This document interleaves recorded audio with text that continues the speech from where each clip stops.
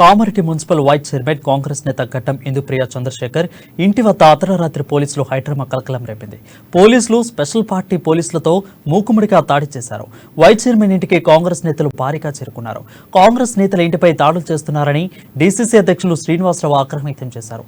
ఫిర్యాదు చేస్తే పోలీసులు వచ్చారా లేక బీఆర్ఎస్ నేతలు చెప్తే వచ్చారా అని ఆగ్రహం వ్యక్తం చేస్తున్నారు. ఇక అధికారులు దాడులపై ఇందుప్రియ మండిపడ్డారు. కక్షపూర్తిగానే దాడులు చేస్తున్నారని మండిపడ్డారు.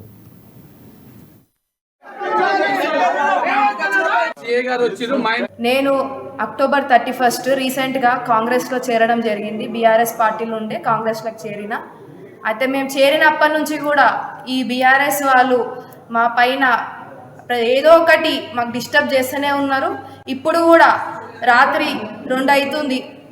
ఇప్పటికి కూడా నేను లేడీ మున్సిపల్ వైస్ చైర్పర్సన్ అయినా పోలీస్ వాళ్ళని ఇంట్లోకి పంపించారు. ఈ టైంకి రేపు రేవంత్ అన్న మీటింగ్ ఉందని చెప్పి ప్రీ ప్లాన్డ్ తోటి బీఆర్ఎస్ వాళ్ళు ఈ టైంకి పోలీస్ వాళ్ళని పంపించి హరాస్మెంట్ చేస్తున్నారు.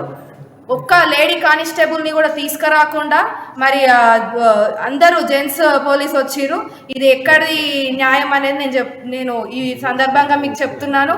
నిజంగా కూడా ఇంత దుర్మార్గమైన రాజకీయం ఈ బీఆర్ఎస్ వాళ్ళు చేస్తారని ఇప్పటికి కూడా నేను అనుకోలేదు.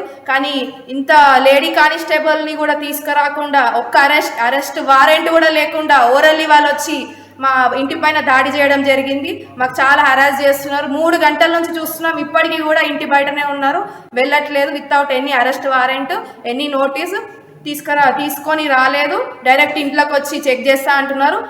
దగ్గర హాల్లోకి కూడా వచ్చినారు. కానీ నేను దేనికి కూడా మేము భయపడేది లేదు. మేము ఇక్కడే కూర్చుంటాము. మీరు ఎన్ని అరెస్ట్ ఏ వారెంట్ తీసుకొచ్చినా మేము మీకు పోలీసు వాళ్ళకి మేము సహకరిస్తాం. ఎందుకంటే మీ డ్యూటీ. కాకపోతే మీకు ఒక పద్ధతి అనేది ఉంటుంది. లేడీ కానిస్టేబుల్ని తీసుకొని రావాలి.